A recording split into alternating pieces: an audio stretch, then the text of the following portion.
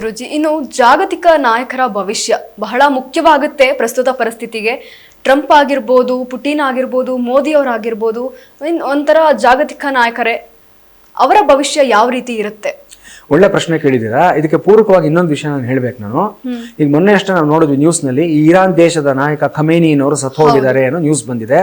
ಇಲ್ಲಿ ಒಂದು ವಿಷಯ ನೀವು ಗಮನಿಸಿರ್ಬೇಕು, ನೀವು ಯಾವುದೇ ಒಂದು ಮಾಧ್ಯಮದಲ್ಲಿ ಇರಾನ್ ದೇಶದ ಅಧಿಕೃತವಾದ ಮಾಧ್ಯಮಗಳು ಅಫಿಷಿಯಲ್ ಮೀಡಿಯಾ ಅನ್ನತಕ್ಕಂಥದ್ದು ಇದರಿಂದ ದೃಢೀಕರಿಸಿಲ್ಲ, ಇದನ್ನ ಅಫಿಷಿಯಲ್ ಆಗಿ ಹೇಳಿಲ್ಲ ಖಮೇನಿ ಸತ್ತಿದ್ದಾರೆ ಅನ್ನತಕ್ಕಂಥದ್ದು. ಈ ವರ್ಷ ನಾವು ನೋಡತಕ್ಕಂಥ ಮತ್ತೊಂದು ಸೋಜಿಗ ವಿಶೇಷ ಏನಂತಂದ್ರೆ, ಸತ್ತು ಹೋದ ವ್ಯಕ್ತಿಗಳು ಮತ್ತೆ ಬದುಕು ಬರ್ತಕ್ಕಂಥದ್ದು. ಅಂದ್ರೆ ಆ ವ್ಯಕ್ತಿಗಳು ಸತ್ತಿರಲ್ಲ, ಸತ್ತಿದ್ದಾರೆ ಅಂತ ಹೇಳಿ ಬೇರೆ ದೇಶದವರು ಇದನ್ನ ಪ್ರಚಾರ ಮಾಡ್ತಾ ಇದ್ದಾರೆ ಅಷ್ಟೇ, ಬಿಂಬಿಸ್ತಾ ಇದ್ದಾರೆ. ಆ ವ್ಯಕ್ತಿ ಬದುಕೇ ಇರ್ತಾರೆ.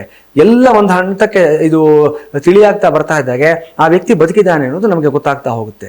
ಈ ವರ್ಷ ಅದನ್ನ ನಾವು ನೋಡ್ತೀವಿ. ನಾವು ಖಮೇನಿ ಮಗ ಕೂಡ ಸತ್ತೋದ, ಬೆಂಜಮಿನ್ ನೇತಾನ್ಯಾಹು ಸತ್ತೋದ, ಈ ರೀತಿ ದಿನಕ್ಕೊಂದೊಂದು ನ್ಯೂಸ್ಗಳು ಎಲ್ಲ ಎಲ್ಲಿಂದ ಬರ್ತಾ ಇದೆ ಅಂದ್ರೆ ವೆಸ್ಟರ್ನ್ ಕಂಟ್ರೀಸ್ ಇಂದ ಜನರೇಟ್ ಆಗ್ತಾ ಇರ್ತಕ್ಕಂಥದ್ದು. ಇದೆಲ್ಲವೂ ಅಷ್ಟೇ ವೆಸ್ಟರ್ನ್ ಮೀಡಿಯಾ ಕ್ರಿಯೇಟ್ ಮಾಡ್ತಾ ಇರ್ತಕ್ಕಂಥದ್ದು. ಸೊ ಇದೆಲ್ಲವೂ ಮತ್ತೆ ರಿವರ್ಸ್ ಆಗುತ್ತೆ ಮುಂದಿನ ದಿನಗಳಲ್ಲಿ. ಈ ಪರಾಭವ ನಾಮ ಸಂವತ್ಸರದ ಮತ್ತೊಂದು ವೈಶಿಷ್ಟ್ಯ ಇದಾಗಿರುತ್ತೆ, ಸತ್ತು ಹೋದ ವ್ಯಕ್ತಿಗಳು ಮತ್ತೆ ಬದುಕು ಬರ್ತಕ್ಕಂಥದ್ದು, ಅಥವಾ ಅಸ್ತಿತ್ವದಲ್ಲಿ ಇಲ್ಲ ಅಂತ ಯಾರನ್ನ ಡಿಕ್ಲೇರ್ ಮಾಡಿರ್ತೀವಿ ಅವರು ಮತ್ತೆ ತಮ್ಮ ಅಸ್ತಿತ್ವ ಇದೆ ಅಂತ ತೋರಿಸ್ತಕ್ಕಂಥ ಒಂದು ವಿಶೇಷ ಆಗಿರುತ್ತೆ. ಇನ್ನು ಟ್ರಂಪ್ ಬಗ್ಗೆ ಹೇಳಬೇಕು ಅಂತಂದ್ರೆ, ಒಂದು ವಿಷಯ ನಾನು ಹೇಳಬೇಕು, ಇದು ಕಾಂಟ್ರವರ್ಸಿ ಆಗಬಹುದು ನನಗೆ ಗೊತ್ತಿಲ್ಲ, ಆದ್ರೂ ಸಹ ನಾನು ಹೇಳಲೇಬೇಕು. ಈ ಟ್ರಂಪ್ನ ಕಾಪಾಡೋದಕ್ಕೆ ಒಂದಷ್ಟು ಶಕ್ತಿಗಳಿದೆ. ಇದೆಲ್ಲ ನಕಾರಾತ್ಮಕ ಶಕ್ತಿಗಳು ಅಂತ ನಾವು ಹೇಳ್ತೀವಿ ನಾವು ಇದನ್ನ.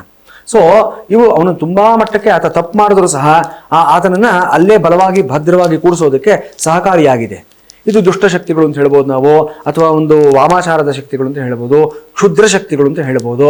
ಏನು ಗುರುಗಳೇ ಅಮೆರಿಕಾದಲ್ಲಿ ಇದೆಯಾ ಇವೆಲ್ಲ ಅಂತ ಕೇಳಬಹುದು ಪ್ರಶ್ನೆಗಳು. 200% ಇದ್ದೇ ಇರುತ್ತೆ. ಅಮೆರಿಕಾದಲ್ಲೂ ಇದೆ, ಆಫ್ರಿಕಾದಲ್ಲೂ ಇದೆ, ಈ ಅಂಟಾರ್ಟಿಕಾದಲ್ಲೂ ಇದ್ದೇ ಇರುತ್ತೆ. ಎಲ್ಲೇ ಹೋದ್ರೂ ಅಷ್ಟೇ ನಿಮಗೆ ಸೂರ್ಯ ಇದ್ಮೇಲೆ ಚಂದ್ರ ಇರ್ತಾನೆ, ಹಗಲಿದ್ಮೇಲೆ ರಾತ್ರಿ ಇರುತ್ತೆ, ಬೆಳಕಿದ್ಮೇಲೆ ಕತ್ಲೆ ಇರುತ್ತೆ. ಹಾಗಾಗಿ ಪಾಸಿಟಿವ್ ಎನರ್ಜಿ ಇದ್ಮೇಲೆ ನೆಗೆಟಿವ್ ಎನರ್ಜಿ ಅನ್ನೋದು ಇದ್ದೇ ಇರುತ್ತೆ. ಪ್ರಪಂಚಾದ್ಯಂತ ಯಾವುದೇ ಅನುಮಾನ ಇಲ್ಲ.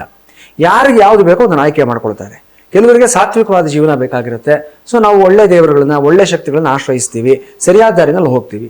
ಇನ್ನು ಕೆಲವರಿಗೆ ಏನೋ ಅದನ್ನು ಬಿಟ್ಟು ಇನ್ನೇನೋ ಬಯಸ್ತಾರೆ, ವಿಕೃತವಾದ ಮನಸ್ಥಿತಿಗೆ ಮತ್ತು ಏನೋ ಒಂದು ತುಂಬಾ ವಿಕಾರಗಳು, ಅವ್ರ ಮನೋವಿಕಾರಗಳು ತುಂಬಾ ಇರುತ್ತೆ. ಇತ್ತೀಚೆಗಷ್ಟೇ ನಾವು ನೋಡಿದ್ವಿ ಈ ಎಪ್ಸ್ಟೀನ್ ಫೈಲ್ಸ್ ಅನ್ನೋದು ಎಷ್ಟೆಲ್ಲ ಒಂದು ಗೊಂದಲವನ್ನು ಸೃಷ್ಟಿ ಮಾಡಿದೆ ಅನ್ನತಕ್ಕಂಥದ್ದು.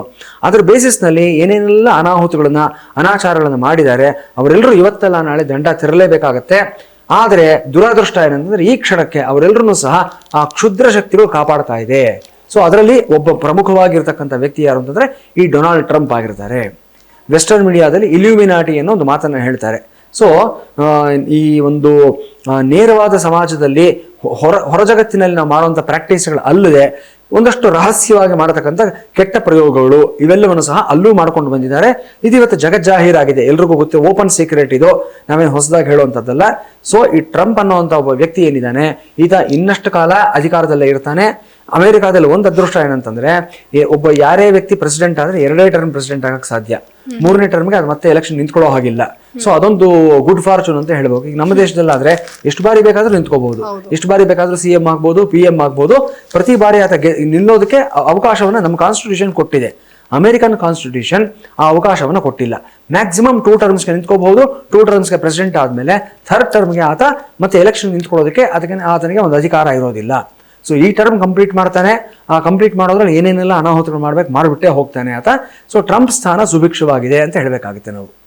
ಇನ್ನಷ್ಟು ಸಾಕಷ್ಟು ಕಷ್ಟಗಳನ್ನ ಮುಂದಿನ ದಿನಗಳಲ್ಲೂ ನೋಡ್ತಾ ಹೋಗ್ತಾರೆ. ಖಂಡಿತ. ಇಲ್ಲಿ ಏನಾಗುತ್ತೆ ನೋಡಿ, ಒಂದು ಕಾಲದಲ್ಲಿ ನಾವು ಹಿಟ್ಲರ್ ಅನ್ನೋ ಒಬ್ಬ ವ್ಯಕ್ತಿ ನೋಡಿದ್ವಿ, ಅದಾದ್ಮೇಲೆ ಮುಸೋಲಿನಿ ಅನ್ನೋ ಒಬ್ಬ ವ್ಯಕ್ತಿನ ನೋಡಿದ್ವಿ. ಇದೇ ರೀತಿ ಕಾಲಕ್ಕೆ ಒಂದಷ್ಟು ಜನ ರುತ್ಲೆಸ್ ಪರ್ಸನ್ಸ್ ಅಂತ ಹೇಳ್ತೀವಿ. ಅಂದ್ರೆ ಯಾವ ದಯಾ ದಾಕ್ಷಿಣ್ಯ ಮತ್ತು ಪ್ರಜೆಗಳಿಗೆ ಪ್ರಜಾಪರವಾಗಿರ್ತಕ್ಕಂಥ ನಿರ್ಧಾರ ತೆಗೆದುಕೊಳ್ಳುವಂಥ ಒಂದು ಮನಸ್ಥಿತಿ ಇದೆಲ್ಲ ಇಲ್ಲದೆ ಇರುವಂಥ ವ್ಯಕ್ತಿಗಳು ಎಷ್ಟೋ ಜನ ಆಗಿ ಹೋಗಿದ್ದಾರೆ ಇತಿಹಾಸದಲ್ಲಿ. ಇದೇನು ಹೊಸತಲ್ಲ. ಆ ಸಾಲಿಗೆ ಈಗಲೂ ಸಹ ಸೇರಿರುವಂಥ ಒಂದಷ್ಟು ಜನ ಇರೋವಾಗ ಇದ್ದಕ್ಕಿದ್ದಂಗೆ ಎಲ್ರಿಗೂ ಸ್ಯಾಂಕ್ಷನ್ಸ್ ಹಾಕುವಂಥದ್ದು, ಇಲ್ಲ ವೀಸಾ ಕಟ್ ಮಾಡ್ತೀನಿ ಅನ್ನುವಂಥದ್ದು, ಇಲ್ಲ ಟ್ಯಾರಿಫ್ಸ್ ಜಾಸ್ತಿ ಮಾಡ್ತೀನಿ ಅನ್ನುವಂಥದ್ದು, ಮತ್ತು ಬೇಕು ಅಂತ ಕಾಲ ಕೆರ್ಕೊಂಡು ಹೋಗಿ ಇನ್ಯಾವುದೋ ದೇಶದ ಮೇಲೆ ಯುದ್ಧ ಸಾರುವಂಥದ್ದು, ಇವೆಲ್ಲ ಏನನ್ನ ತೋರಿಸುತ್ತೆ? ಆ ವ್ಯಕ್ತಿ ರೂಲ್ ಮಾಡೋದಕ್ಕೆ ಅನ್ಫಿಟ್ ಅನ್ನೋದನ್ನ ತೋರಿಸುತ್ತೆ. ಅನ್ಫಾರ್ಚುನೇಟ್ಲಿ ಅದು ಒಂದು ಬಹಳ ದೊಡ್ಡ ದೇಶ, ಒಂದು ಡೆವಲಪ್ಡ್ ಕಂಟ್ರಿ ಆಗಿರೋದ್ರಿಂದ ಅಲ್ಲಿರುವಂತಹ ವ್ಯಕ್ತಿ ತಗೊಳ್ಳೋ ನಿರ್ಧಾರ ಆ ದೇಶದ ಮೇಲೆ ಮಾತ್ರ ಅಲ್ಲದೆ ಪ್ರಪಂಚಾದ್ಯಂತ ವ್ಯಾಪಿಸುತ್ತೆ. ಸ್ವಲ್ಪ ಕಾಲದವರೆಗೂ ಸಹ ಇದನ್ನ ತಡ್ಕೊಳ್ಬೇಕಾಗತ್ತೆ. ಖಂಡಿತ ಗುರುಜಿ. ಇನ್ನು ಜಾಗತಿಕ ನಾಯಕರ ಪಟ್ಟಿಯಲ್ಲಿ ಬರುವಂತಹ ಪುಟಿನ್ ಭವಿಷ್ಯ ಯಾವ ರೀತಿ ಇದೆ? One of the strongest leaders ಅಂತ ನಾನು ಹೇಳ್ಬೋದು ಪ್ಯೂಟಿನ್. ಯಾಕಂದ್ರೆ ಇವತ್ತು ನಿನ್ನೆಯಿಂದ ಅಲ್ಲ, ಆಲ್ಮೋಸ್ಟ್ 20 ವರ್ಷದಿಂದ ರಷ್ಯಾನ ತನ್ನ ಕಪಿಮುಷ್ಟಿಲಿ ಇಟ್ಕೊಂಡಿರ್ತಕ್ಕಂಥ ಒಬ್ಬ ವ್ಯಕ್ತಿ ಈತ. ಯಾಕಂದ್ರೆ ಆತನ ಇಲ್ಲಿ ನೋಡಿ 2 ಕಾಂಟ್ರಾಸ್ಟ್ ಇರುತ್ತೆ ಇಲ್ಲಿ. ಈಗ ಒಂದಷ್ಟು ಮಿಡ್ಲ್ ಈಸ್ಟ್ ಕಂಟ್ರಿಗಳನ್ನ ನಾವು ಹೋಗಿ ನೋಡಿದ್ರೆ ಅಲ್ಲೂ ಅಷ್ಟೇ ನಮಗೆ ಅಲ್ಲಿರತಕ್ಕಂಥ ರಾಜರು ದಶಕಗಳಿಂದ ರೂಲ್ ಮಾಡ್ತಾ ಇದ್ದಾರೆ, ಆದರೆ ಮಾಡಬಾರದ ಅನಾಚಾರಗಳನ್ನು ಮಾಡಿ ಪವರ್ನ ಅವರು ಕಂಟ್ರೋಲ್ ಇಟ್ಕೊಂಡಿದ್ದಾರೆ. ಈ ಪ್ಯೂಟಿನ್ ಆ ಥರದ ವ್ಯಕ್ತಿ ಅಲ್ಲ. ಜನಪರವಾಗಿರುವಂಥ ನಿರ್ಧಾರಗಳನ್ನು ತಗೊಂಡು ರಷ್ಯನ್ಸ್ ಫಸ್ಟ್ ಅನ್ನೋ ಒಂದು ಕಾನ್ಸೆಪ್ಟ್ನ ಇಟ್ಕೊಂಡು ಆತ ರೂಲ್ ಮಾಡ್ತಾ ಇರೋದ್ರಿಂದನೇ ಜನ ಇವತ್ತಿಗೂ ಅವನ ಬಗ್ಗೆ ಯಾವುದೇ ರೀತಿ ಚಕಾರ ಎತ್ತಿಲ್ಲ. ನಮಗೆ ಇವ್ನು ಬೇಡ ಅಂತ ಯಾರು ಒಬ್ಬ ರಷ್ಯನ್ ಕೂಡ ಹೇಳೋದಿಲ್ಲ. ಹಾಗಾಗಿ ಪ್ಯೂಟಿನ್ ಒಂದು ಸ್ಥಾನ ಸುಭಿಕ್ಷವಾಗಿದೆ ನಾನು ಹೇಳ್ಬೋದು, ನಾನು ಏನು ಸಮಸ್ಯೆ ಆಗೋದಿಲ್ಲ. ಬಟ್ ಒಂದಷ್ಟು ಜನ ವೈರಿಗಳಿರ್ತಾರೆ, ಆತನ ಮೇಲೆ ಕಣ್ಣಿಟ್ಟಿದ್ದಾರೆ, ಅದೆಲ್ಲವನ್ನು ಸಹ ಸದೆಬಡಿಯುವಂಥ ಸಾಮರ್ಥ್ಯ ಪ್ಯೂಟಿನ್ನಲ್ಲಿದೆ, ಗೆದ್ಕೊಳ್ತಾರೆ, ಏನು ತೊಂದರೆ ಇಲ್ಲ. ಎಸ್ ಗುರುಜಿ, ಇನ್ನು ಜಾಗತಿಕ ನಾಯಕರ ಪಟ್ಟಿಯಲ್ಲಿ ಪ್ರಮುಖವಾಗಿ ನಮ್ಮ ಭಾರತದ ಪ್ರಧಾನಮಂತ್ರಿ ಆಗಿರುವಂತಹ ಮೋದಿ ಅವರ ಭವಿಷ್ಯ ಈ ಯುಗಾದಿಯ ನಂತರ ಯಾವ ರೀತಿ ಇದೆ?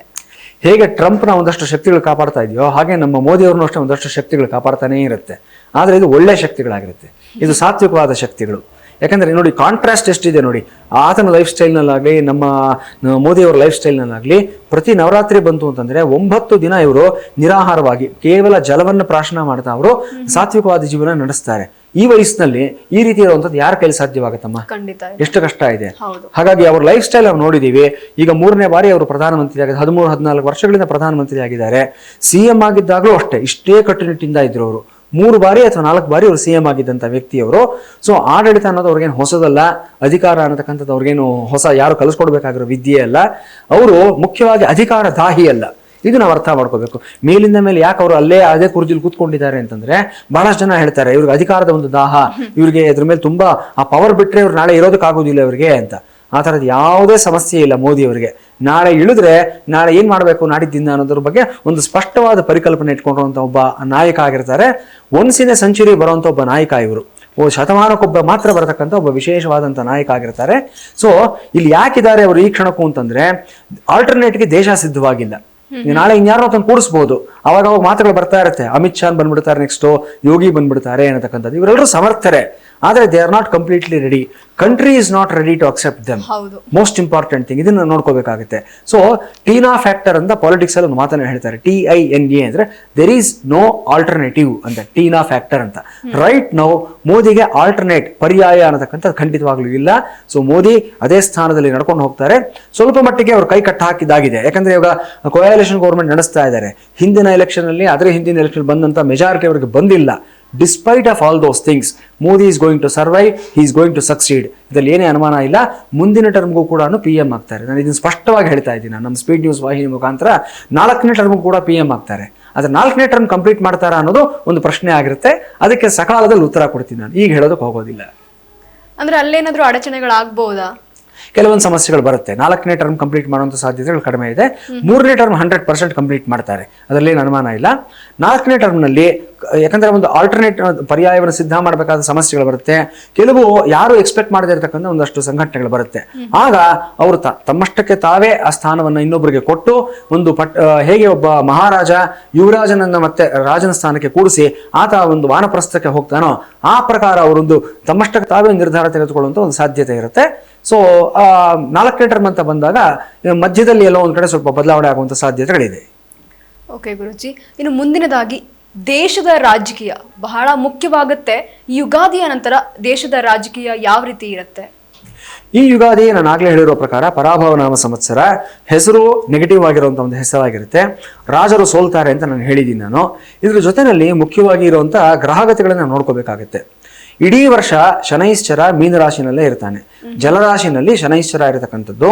ಸೊ ಶನಿಯ ದೃಷ್ಟಿ ಎಲ್ಲಿ ಬೀಳುತ್ತೆ ಅಂತಂದ್ರೆ ವೃಷಭ ರಾಶಿ ಮೇಲೆ ಬೀಳುತ್ತೆ, ಕನ್ಯಾ ರಾಶಿ ಮೇಲೆ ಬೀಳುತ್ತೆ ಮತ್ತು ಧನುರಾಶಿ ಮೇಲೆ ಶನಿ ದೃಷ್ಟಿ ಇರುತ್ತೆ. ಸೊ ವೃಷಭ ರಾಶಿ ಏನಂತ ತೋರಿಸುತ್ತೆ ಅಂತಂದ್ರೆ ನಮಗೆ ಆರ್ಟ್ಸು ಮತ್ತು ಈ ಒಂದು ಕಲೆ, ಸಾಹಿತ್ಯ, ಸಂಗೀತ ಇತ್ಯಾದಿಗಳನ್ನು ತೋರಿಸ್ತಕ್ಕಂಥದ್ದು, ಆರ್ಟ್ಸ್ ಅಂಡ್ ಕಾಮರ್ಸ್ ಇಂಡಸ್ಟ್ರಿ ಅಂತ ಹೇಳ್ತೀವಿ ನಾವು. ಕನ್ಯಾ ರಾಶಿ ನಮಗೆ ವಾಣಿಜ್ಯವನ್ನು ತೋರಿಸುತ್ತೆ, ನಮಗೆ ಕಾಮರ್ಸ್, ಇಂಡಸ್ಟ್ರಿ, ಬಿಸ್ನೆಸ್ಸು ಇದೆಲ್ಲವನ್ನು ತೋರಿಸ್ತಕ್ಕಂಥದ್ದು. ಮತ್ತು ಧನುರಾಶಿ ಏನೇನು ತೋರಿಸುತ್ತೆ ಅಂತಂದ್ರೆ ನಮಗೆ ಎಜುಕೇಷನ್ ಸೆಕ್ಟರ್ನ ತೋರಿಸ್ತಕ್ಕಂಥದ್ದು ಧನುರಾಶಿ ಆಗಿರುತ್ತೆ. ಸೊ ಪ್ರೊಡಕ್ಷನ್ನು ಮತ್ತು ಎಜುಕೇಷನ್ನು ಇದೆರಡೂ ಸಹ.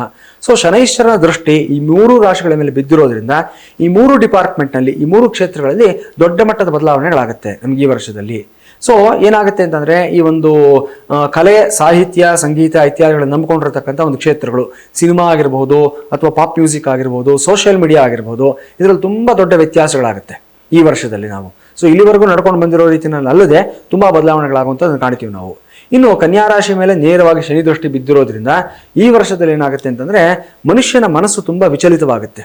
ಕನ್ಯಾ ರಾಶಿ ಯಾವತ್ತೂ ಅಷ್ಟೇ ನಮ್ಮ ಸೂಕ್ಷ್ಮಮತಿಯನ್ನು ತೋರಿಸುತ್ತೆ. ನಮ್ಮ ಇಂಟರ್ನಲ್ ಮೈಂಡ್ ಅಂತ ನಾವು ಹೇಳ್ತೀವಿ ನಾವು, ಅದ್ರ ಮೇಲೆ ಬದಲಾವಣೆಗಳಾಗುವಂಥದ್ದು. ಮನುಷ್ಯನ ಮನಸ್ಸಿನಲ್ಲಿ ವಿಕಾರಗಳು ಜಾಸ್ತಿ ಆಗುತ್ತೆ.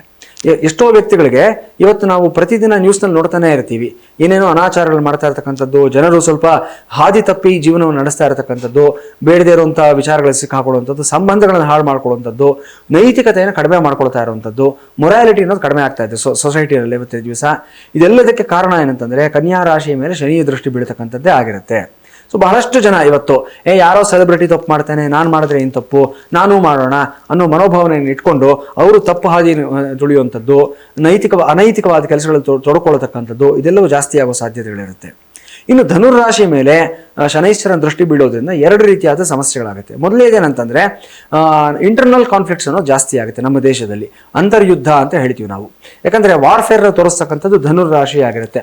ಆರ್ಮ್ಸ್ ಆ್ಯಂಡ್ ಅಮ್ಯುನಿಷನ್ಸ್, ನಾವು ಇಲ್ಲಿವರೆಗೂ ಏನು ನಾವು ಆರ್ಮ್ಸ್ನ ಪರ್ಚೇಸ್ ಮಾಡ್ತಾ ಇದ್ವಿ, ಇದರ 2 ಪಟ್ಟು ಕೊಂಡ್ಕೊಳ್ಳುವಂಥ ಸಾಧ್ಯತೆಗಳಿರುತ್ತೆ. ಇನ್ನು 4 ಪಟ್ಟು ಕೊಂಡ್ಕೊಳ್ತೀವಿ ನಾವು. ರಷ್ಯಾದಿಂದ ಕೊಂಡ್ಕೊಳ್ತಾ ಇದ್ದೀವಿ ಇಲ್ಲಿವರೆಗೂ ನಾವು ಒಂದಷ್ಟು ಮಿಸೈಲ್ಸ್ ಆಗಿರ್ಬೋದು, ಅಥವಾ ಈ ಒಂದು ಫೈಟರ್ ಜೆಟ್ಸ್ ಆಗಿರ್ಬೋದು, ಇದೆಲ್ಲವನ್ನು. ಈಗ ಅದನ್ನು ಇನ್ನಷ್ಟು ಜಾಸ್ತಿ ನಾವು ಸ್ಟಾಕ್ ಜಾಸ್ತಿ ಮಾಡ್ಕೊಳ್ತಾ ಹೋಗ್ತೀವಿ. ಯಾವುದೇ ಸಮಸ್ಯೆ ಇರೋದಿಲ್ಲ ಭಾರತಕ್ಕೆ, ಆದರೂ ಸಹ ಒಂದು ಸೆಕ್ಯೂರಿಟಿ ಮೆಷರ್ಗೋಸ್ಕರ, ಸೇಫ್ಟಿಗೋಸ್ಕರ ಇನ್ನಷ್ಟು ಇದ್ರ ಮೇಲೆ ಇನ್ವೆಸ್ಟ್ ಮಾಡುವಂಥ ಸಾಧ್ಯತೆಗಳು ಜಾಸ್ತಿ ಇರುತ್ತೆ. ನೌಕಾಪಡೆಗಳನ್ನ ಇನ್ನಷ್ಟು ಅಭಿವೃದ್ಧಿ ಮಾಡ್ಕೊಳ್ಳುವಂಥ ಒಂದು ಸಾಧ್ಯತೆಗಳು ಜಾಸ್ತಿ ಇರುತ್ತೆ. ಆರ್ಮ್ಸ್ ಆ್ಯಂಡ್ ಅಮ್ಯುನಿಷನ್ಸ್ ಜಾಸ್ತಿ ಇನ್ನಷ್ಟು ಸ್ಟಾಕಿಂಗ್ ಮಾಡ್ಕೊಳ್ಳುವಂಥ ಒಂದು ಸಾಧ್ಯತೆಗಳಿರುತ್ತೆ. ಎಜುಕೇಷನ್ ಸೆಕ್ಟರ್ ಮೇಲೆ ತುಂಬ ದೊಡ್ಡ ಇಂಪ್ಯಾಕ್ಟ್ ಆಗುತ್ತೆ. ಇದು ಒಳ್ಳೆ ರೀತಿಯಲ್ಲಿ ಆಗುತ್ತೆ. ಇಲ್ಲಿ ಏನಾಗುತ್ತೆ ಅಂತಂದರೆ ಸಣ್ಣ ಸಣ್ಣ ಮಕ್ಕಳಿಗೂ ಅಷ್ಟೇ, ಒಂದು 5 ವರ್ಷ, 8 ವರ್ಷ, 10 ವರ್ಷದ ಮಕ್ಕಳಿಗೂ ಅಷ್ಟೇ ಈ ರೋಬೋಟಿಕ್ಸು, ಆರ್ಟಿಫಿಷಿಯಲ್ ಇಂಟೆಲಿಜೆನ್ಸು, ಮೆಷಿನ್ ಲರ್ನಿಂಗು, ಇದ್ರ ಮೇಲೆಲ್ಲ ಜಾಸ್ತಿ ಇಂಟ್ರೆಸ್ಟ್ ಬೆಳೀತಾ ಹೋಗುತ್ತೆ. ಈ ಸಬ್ಜೆಕ್ಟ್ಗಳನ್ನು ಕಂಪಲ್ಸರಿಯಾಗಿ ಎಜುಕೇಷನ್ ಸಿಸ್ಟಮ್ನಲ್ಲಿ ಮಿಡ್ಲ್ ಸ್ಕೂಲು, ಪ್ರೈಮರಿ ಸ್ಕೂಲಿಂದ ಇಂಟ್ರೊಡ್ಯೂಸ್ ಮಾಡುವಂಥದ್ದನ್ನು ನೋಡ್ತಾ ಹೋಗ್ತೀವಿ ನಾವು.